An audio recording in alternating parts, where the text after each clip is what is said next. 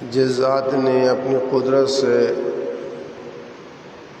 مجھے اور آپ کو اولین و آخرین کو جن اور انس کو خشک اور تر کو بنایا ہے،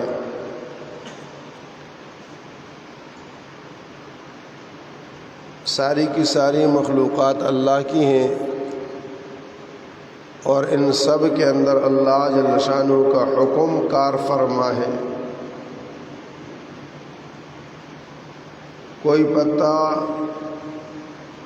اپنی ڈالی پر اگتا نہیں، لگتا نہیں، پھلتا نہیں، پھولتا نہیں، اس میں رنگ آتا نہیں جب تک کہ اللہ جل شانہ نہیں چاہیں گے۔ اللہ کی چاہت سے گل اور بوٹے میں، پھل اور پھول میں، ڈالی اور ٹہنی میں رنگ بھی آتا ہے اور ذائقہ بھی آتا ہے، اور وہ پھلتا اور پھولتا بھی ہے۔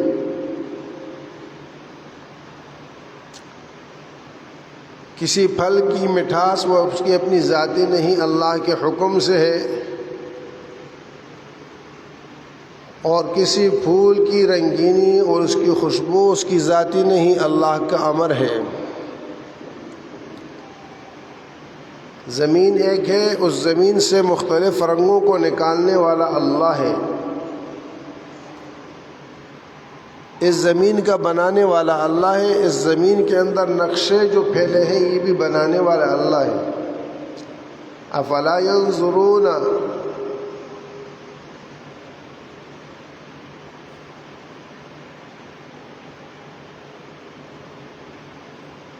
یہ کیوں نہیں دیکھتے؟ الی الارض کیف سطحت، زمین کیسے بچھائی گئی، وَإِلَى الْجِبَالِ كَيْفَ نُصِبَتْ، پہاڑوں کی طرف کہ کیسے ان کو نصب کیا گیا، إِلَى الْإِبِلِ كَيْفَ خُلِقَتْ، اونٹ کو کیسے بنایا گیا۔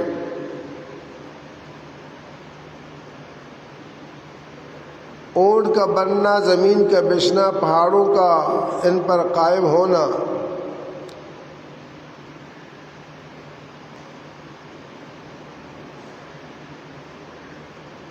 اللہ جل شانہ کی مشیت اور ارادے کے ساتھ جڑی ہوئی ہے۔ میں اور آپ، ہماری زندگی اور بقا موت اللہ پاک کے ہاتھ میں ہے، اللہ کے حکم سے۔ جیسے دنیا میں کوئی آنے والا اپنی مرضی سے نہیں آیا، جانے والا اپنی مرضی سے نہیں جاتا۔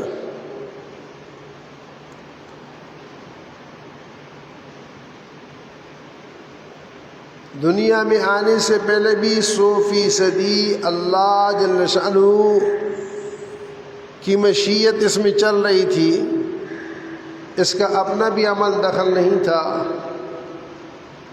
اور موت کے بعد بھی اس پر تمام کی تمام مشیت الہی چلے گی، کسی کا زور بس نہیں چلے گا۔ تو ماں کے پیٹ سے قبر تک کی بیچ کی زندگی میں اس کا امتحان رکھا گیا کہ اس میں بھی اپنی چاہت کو چھوڑ کر اللہ کی چاہت کو پورا کرے۔ من چاہی کو رب چاہی پر قربان کرے، جی چاہی کو رب چاہی پر لگا دے۔ یہ خلاصہ ہے لا الہ الا اللہ کا اور دین کا، اور اسی میں اللہ پاک نے واقعات بیان کیے قرآن کریم میں، احادیث پاک میں انبیاء کرام علیہم الصلوات و تسلیمات کی زندگی کا تذکرہ آیا۔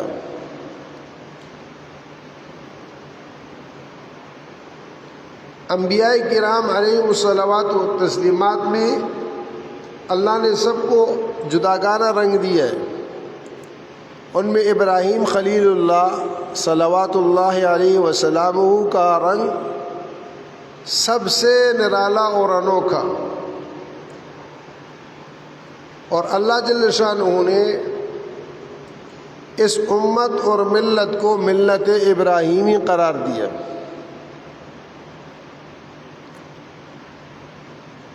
اور ابراہیم علیہ السلام کے ساتھ مناسبت اس لیے رکھی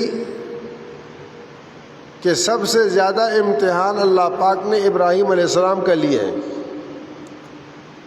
وَإِذِ ابْتَلَىٰ إِبْرَاهِيمَ رَبُّهُ بِكَلِمَاتٍ فَأَتَمَّهُنَّ قَالَ إِنِّي جَاعِلُكَ لِلنَّاسِ إِمَامًا۔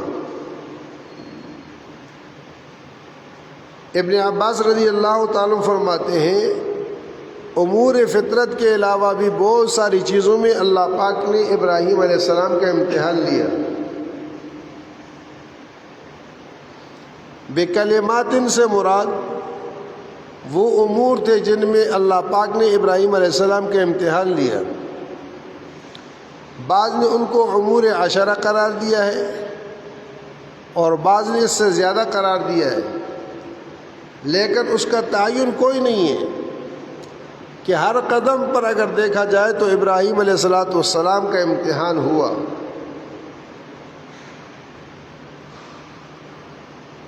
پیدائش سے لے کر دنیا سے رخصت ہونے تک مسلسل ابراہیم علیہ السلام امتحانات سے گزرے، اور ان امتحانات میں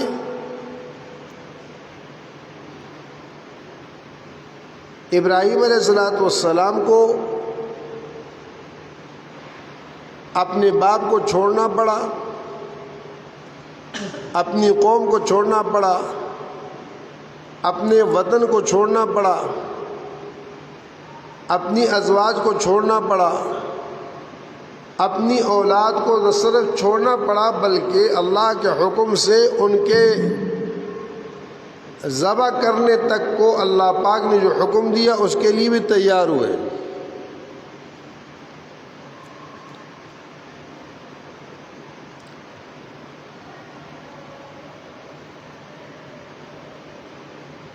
اور قرآن کریم اس نقشے کو کھینچ کر اس کے بعد کہتا ہے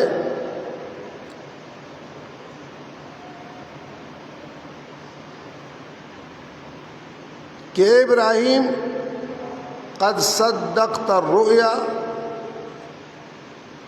تو نے اس خواب کو سچا کر دکھایا۔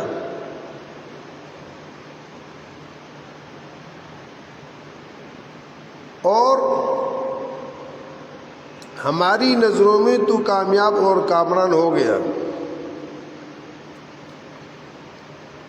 اور پھر نوبت یہاں تک کہ خود ابراہیم علیہ السلام کو اللہ جل شانہ کے نام پر آگ میں پھینکا گیا، آگ میں پڑ جانے کو گوارا کر لیا، اللہ کے حکم سے ہٹنا گوارا نہیں کیا۔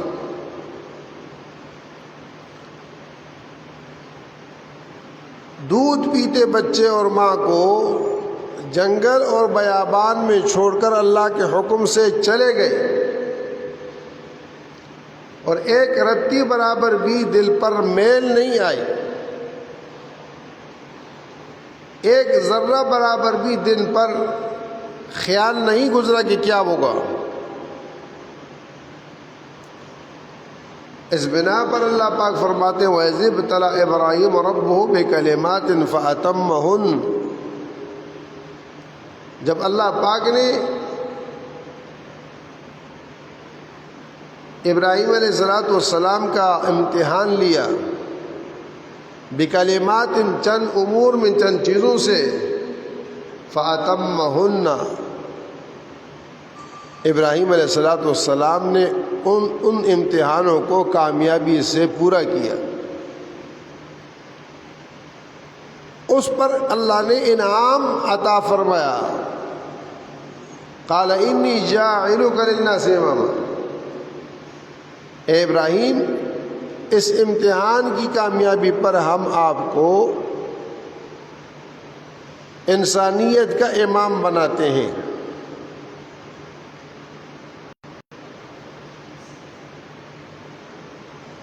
انی جاعلک للناس اماما فرمایا، للقوم، للشام، للعراق، للمصر، للعرب نہیں فرمایا، انی جاعلک للناس اماما، ہم نے آپ کو ان امتحانوں کی کامیابی پر آپ کو امام بنایا۔ اس پر ابراہیم علیہ السلام نے فرمایا وَمِن ذُرِّيَّتِي، اے اللہ اس انعام میں، اس احسان میں اکیلا ہوں یا میری اولاد بھی شامل ہوگی؟ قال لا ينال عہد الظالمین، یہ ظالموں کو شامل نہیں ہے، اگر نیکوکار آپ کی پیروی کریں گے ان کے ساتھ بھی یہی وعدہ ہے۔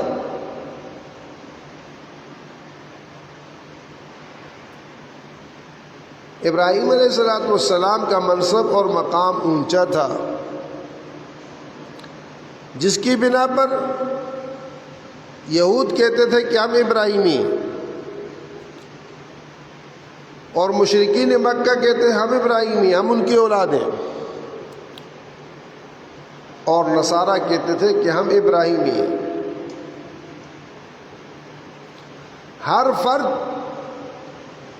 اقوام عالم میں سے اپنی نسبت ابراہیم علیہ السلام کی طرف کرنے کو بڑائی، فخر، سعادت سمجھتا تھا۔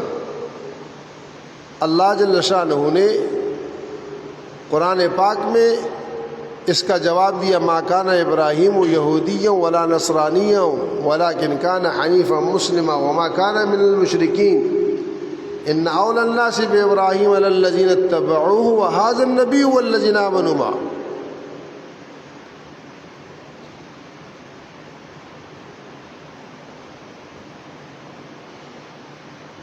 کہ نہ تو ابراہیم علیہ السلام یہودی تھے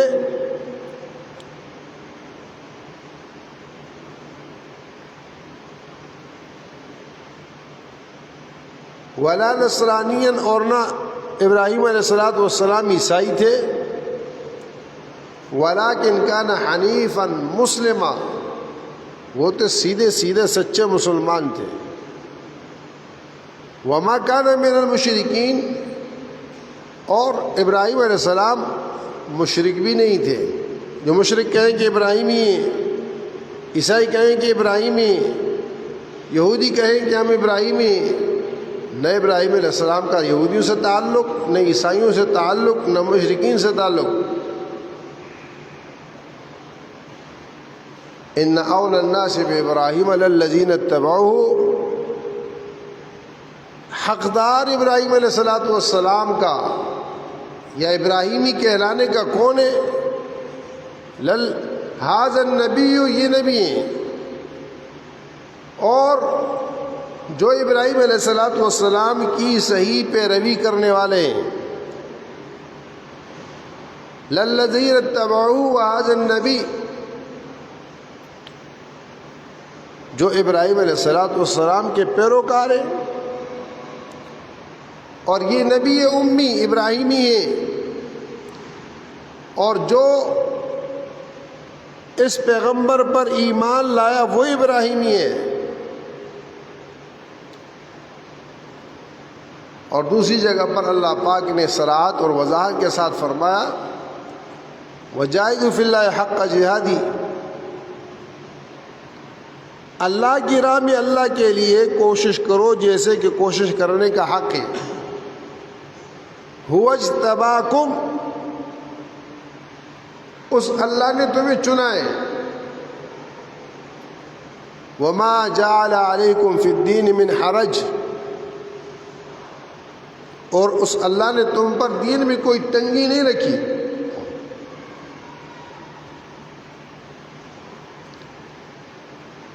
حرج اس چیز کو کہتے ہیں کہ جو انسان کسی کام میں لگا ہو، بیچ میں روڑا آئے، تنگی آئے، پریشانی آئے، رکاوٹ آئے، اس کو حرج کہتے ہیں۔ آدمی اپنی زندگی جی رہا، اس کو اللہ کا حکم دیا گیا، آیا یہ اللہ کا حکم اس کی دین میں روڑا اٹکا رہا، تنگی پیدا کر رہا، اس کو پریشان کر رہا، اللہ پاک فرماتے ہیں نہیں ایسا نہیں. وما جعل علیکم فی الدین من حرج، اس لیے کہ دین اللہ نے فطرت کے مطابق بنایا ہے. فطرت سے ہٹ کر دین نہیں ہے، دین کو سمجھنا ہے. کوئی چیز خلاف فطرت دین میں نہیں.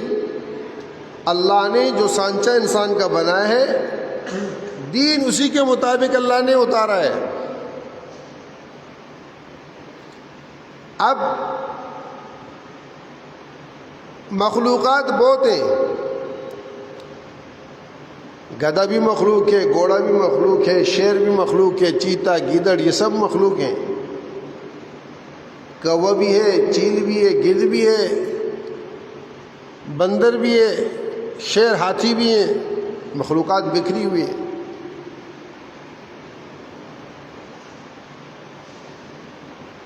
تو جیسے ان کی تخلیق ہے ان کا حکم بھی ویسے ہے، اور جیسے انسان کی تخلیق ہے ویسے اس کا حکم ہے. انسان کو اس کا حکم نہیں دیا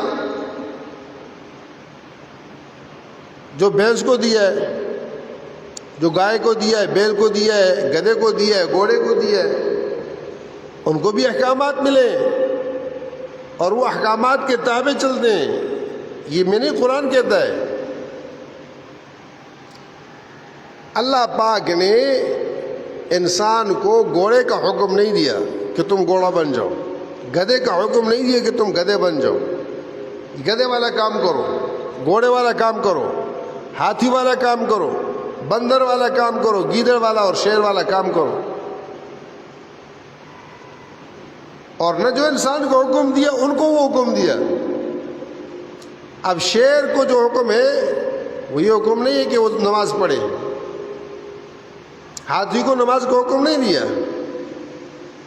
اس کی ساخت جس طور پر تھی اس کو اس طور پر حکم دیا. وہ بھی اللہ کی عبادت کرتا ہے، اپنے طور پر کرتا ہے. تو جو انسان کو حکم ملا وہ اس کو نہیں ملا، جو اس کو ملا وہ انسان کو نہیں ملا. اپنی ساخت کے حساب سے، تخلیق کے اعتبار سے دونوں کے حکم میں زمین آسمان کا فرق ہے. حکم دونوں کے، پابندی دونوں پر ہے.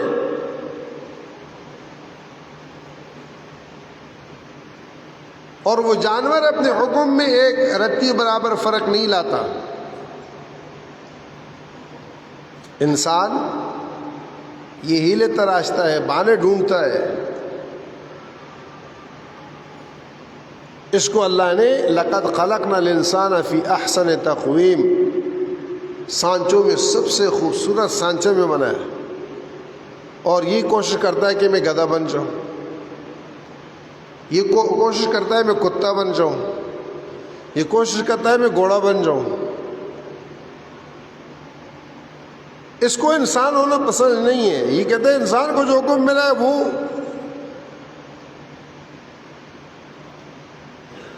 ساری مخلوق انسانیت پر فخر کرتی ہے. انسان خود اپنی انسانیت کو کچھ نہیں سمجھتا. اللہ نے اس کو سب کا سردار بنایا. یہ کہتے ہیں نہیں، میں تو کتے نہلانے کے لیے پیدا کیا گیا ہوں، میں تو گھوڑوں کو چومنے کے لیے پیدا کیا گیا ہوں، میں لید اور گوبر اٹھانے کے لیے پیدا کیا گیا ہوں.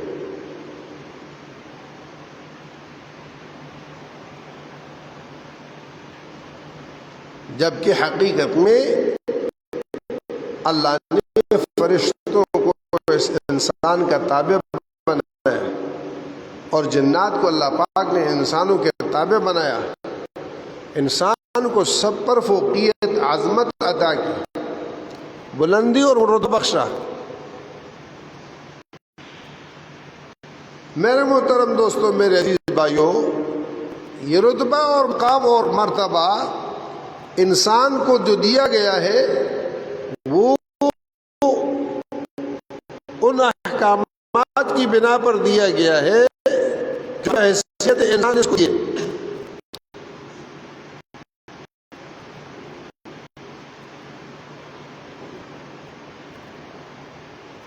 وَإِذْ قَالَ رَبُّكَ لِلْمَلَائِكَةِ إِنِّي جَاعِلٌ فِي الْأَرْضِ خَلِيفَةً قَالُوا أَتَجْعَلُ فِيهَا مَن يُفْسِدُ فِيهَا وَيَسْفِكُ الدِّمَاءَ وَنَحْنُ نُسَبِّحُ بِحَمْدِكَ وَنُقَدِّسُ لَكَ. پاک نے فرمایا میں زمین اپنا خلیفہ بننا چاہتا ہوں.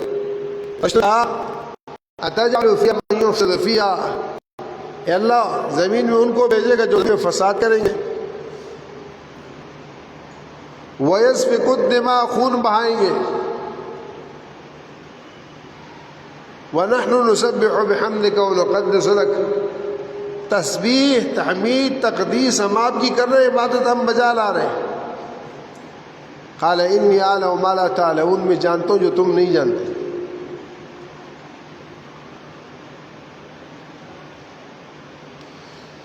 علماء نے لکھا ہے کہ انسان کی فضیلت ملائکہ پر اس بنا پر ہے کہ ملائکہ میں اللہ نے جو مادہ رکھا ہے وہ صرف اور صرف اطاعت کا مادہ ہے، جذبات نہیں ہیں، احساسات نہیں ہیں.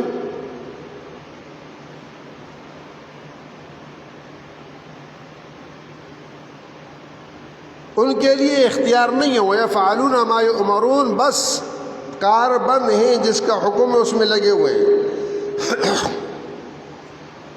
بیوی اور بچوں کا مسئلہ نہیں ہے.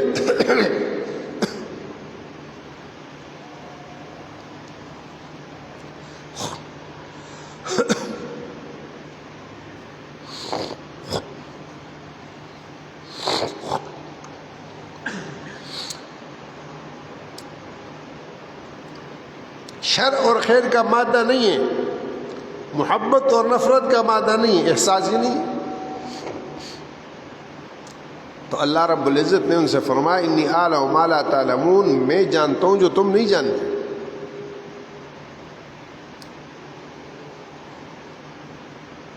اب جب انسان کو تخلیق کیا گیا، اس تخلیق میں انسان کے اندر کے مادے پر فوقیت دی گئی، تمام عالم کے اوپر اس کو خلیفہ مقرر کیا گیا. فرشتے کے سجدے میں اور اس کے سجدے میں زمین آسمان کا فرق ہے کہ فرشتے کا سجدہ وہ بلا روح بلا احساس ہے، بغیر عشق کے ہے،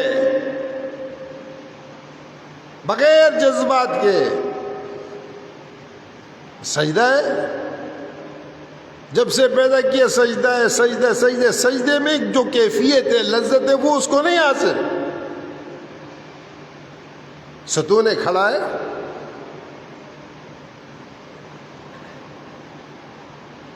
بی میں ڈلا ہوا ہے،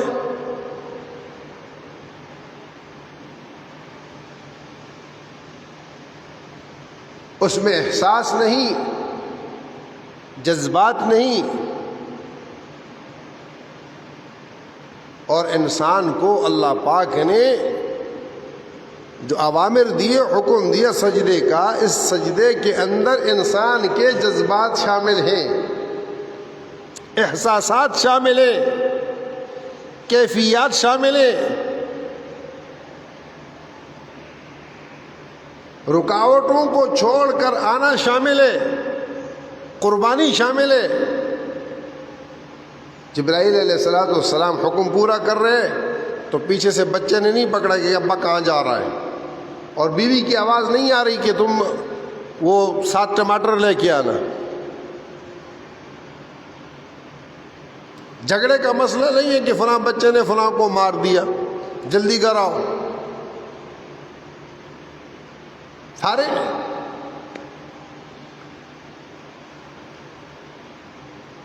تو جبرائیل کے حکم پورا کرنے میں اور بنی آدم کے حکم پورا کرنے میں زمین آسمان کا فرق ہے. اس کے ساتھ مسائل ہیں، ان مسائل سے جان چھڑا کر اللہ جل شانہ کی بارگاہ میں حاضری دے کر جب یہ اللہ اکبر کہتا ہے زمین و آسمان اس کے اللہ اکبر پر جھوم جاتے ہیں، ناز کر دیتے ہیں۔ جب یہ رکوع کرتا ہے، یہ سجدہ کرتا ہے، اس سجدے پہ اللہ خوش ہوتے ہیں، اس لیے کہ سجدے میں کیفیات شامل ہیں، جذبات شامل ہیں۔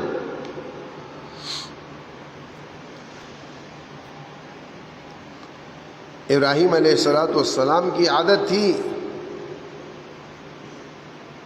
کہ بغیر اپنے دسترخوان پر مہمان کے کھانا نہیں کھاتے تھے، اور تلاش کرتے تھے کہ مہمان کو ڈھونڈ کے لائے۔ جب تک مہمان نہیں ملتا تھا وہ دسترخوان پر نہیں بیٹھتے تھے۔ ایک دفعہ بہت تلاش کرنے کے بعد ایک بندہ ملا، اس کو لے کے آ گئے، دسترخوان پر بٹھایا۔ جب کھانے کا وقت ہوا، کھانا شروع کیا تو پوچھا ابراہیم علیہ السلام نے، کون ہو، کیا کرتے ہو، یہ حالات لیے۔ پتہ چلا کہ وہ مشرک کے بتوں کی پوجا کرتا ہے۔ ابراہیم علیہ السلام توحید میں ایک نمبر پر، اعلیٰ نمبر پر، دسترخوان پر مشرک بیٹھا ہو، غصہ آ گیا، کہا بھاگ جاؤ، مشرک میرے دسترخوان پر بیٹھے، نکل جاؤ یہاں سے۔ ڈانٹ ڈھونڈ کے اس کو باہر نکل دیا، وہ چلا گیا۔ تو اللہ جل شانہ نے وہی بھیجی کہ اے ابراہیم، کھانا میرا، بندہ میرا، گناہگار میرا، تو صرف اس کو اپنے ساتھ بٹھانے والا تھا، نہ کھانا تیرا تھا، نہ بندہ تیرا تھا، نہ فرمان تیرا تھا۔ میں نے اس کی روٹی بند نہیں کی، تو کون ہوتا اس کی روٹی بند کرنے والا؟ دوڑے دوڑے گئے، اس کو پکڑ کے لے آئے، بڑے اعزاز سے، اکرام سے اس کو کھانا کھلایا، اور کھانا کھلانے کے بعد اس کو بڑے عزت سے، اکرام سے، اعزاز سے رخصت کیا۔ تو بڑا حیران ہوا، اس نے کہا کہ پہلے ڈانٹ ڈپٹ کر بھگا دیا اور پھر اتنے اعزاز اکرام سے مجھے دوبارہ واپس بلایا اور بڑے ناز سے کھانا کھلایا، قصہ کیا ہے؟ انہوں نے کہا بس کھانا کھاؤ، چھوڑو۔ انہوں نے کہا نہیں، پہلے مجھے بتاؤ بات کیا ہے۔ تو کہنے لگے کہ دیکھو، جس ذات کے لیے تمہیں بھگایا تھا اسی نے دوبارہ بلوایا ہے، جس کی محبت میں تجھے بھگایا تھا اس کو یہ چیز پسند نہیں۔ اس نے کہا بندہ میرا، اس کو بلاؤ، کھانا میرا، اس کو کھلاؤ، گناہگار میرا، تم کون اس تو اس گناہوں پر اس سے پوچھنے والے؟ اس ذات نے تجھے دوبارہ دسترخوان پر واپس بلایا ہے۔ وہ مشرک کی سن کر حیران رہ گیا کہ میں اس کی نافرمانی کروں اور مجھ کو نہ بھولے۔ تو اس نے کلمہ پڑھا اور دین میں داخل ہو گیا۔ ایسے ہی ابراہیم علیہ السلام جنگل میں بکریاں چرا رہے ہیں، بکریاں چرا رہے ہیں۔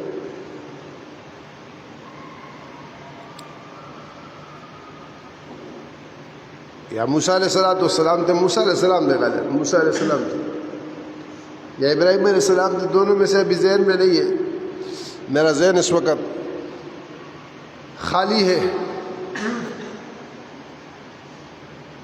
میں نے کل ظہر عصر بلکہ مغرب تک کے وقت میں موت کو دیکھا ہے، موت کیسے ہوتی ہے، اور اپنے ہاتھوں سے دیکھا سامنے ایسے۔ تو میرا ذہن ابھی اس چیز میں پڑا ہوا ہے، مجھے سمجھ نہیں آ رہی، خالی ہے ذہن۔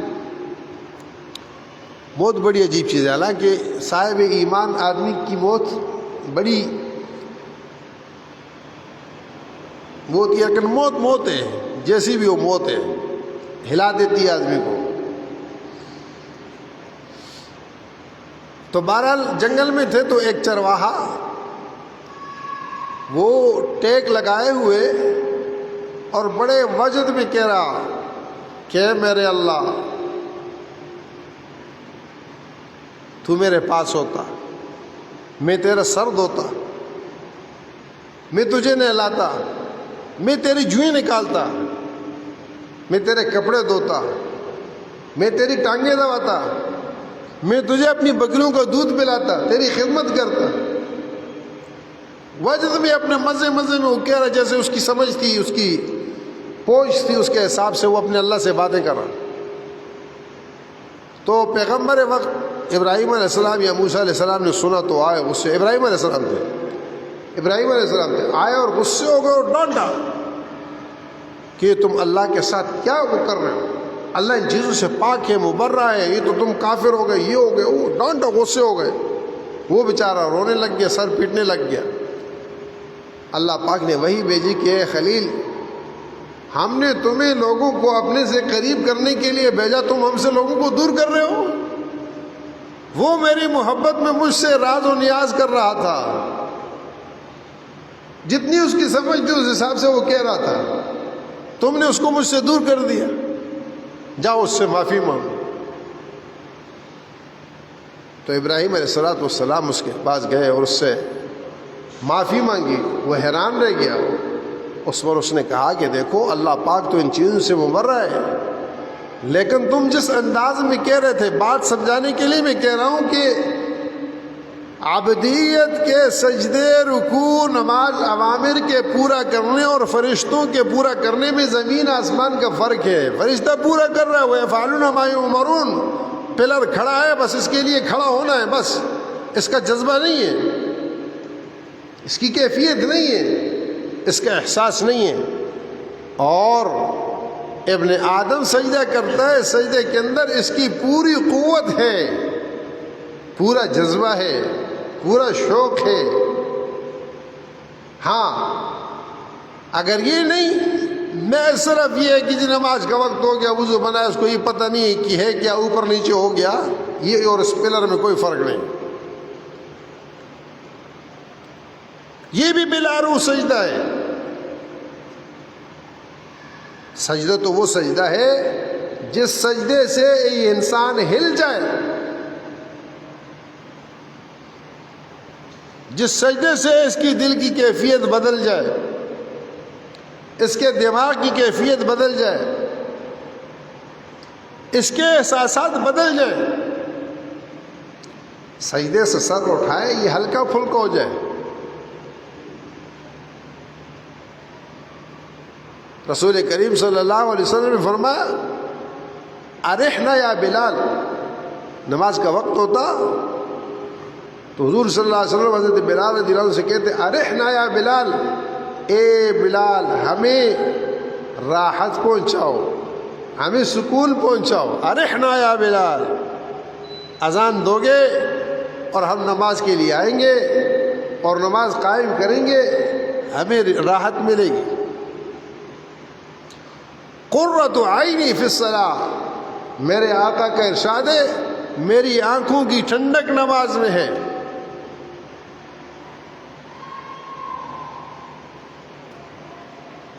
ہر امر میں, جیسے اب قربانیوں کا موسم آ رہا, قربانی کیا ہے؟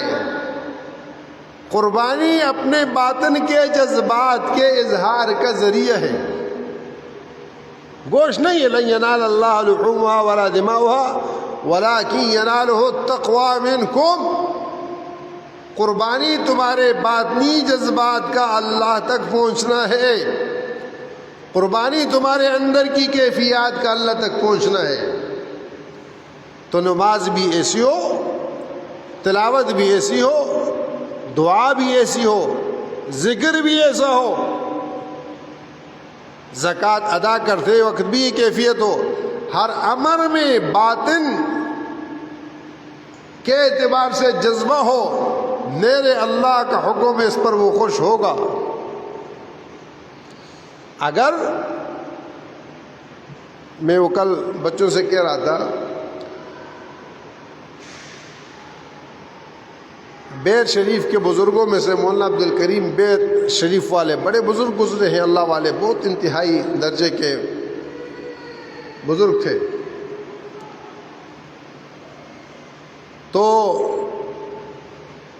ارے اللہ کے بندو, ایک آواز سے میں 1 گھنٹے سے کر رہا ہوں, آپ کا اثر نہیں ہوا, اس ایک اے سے تم سب دور ہو گئے. اتنا ہمارا ایمان ہے.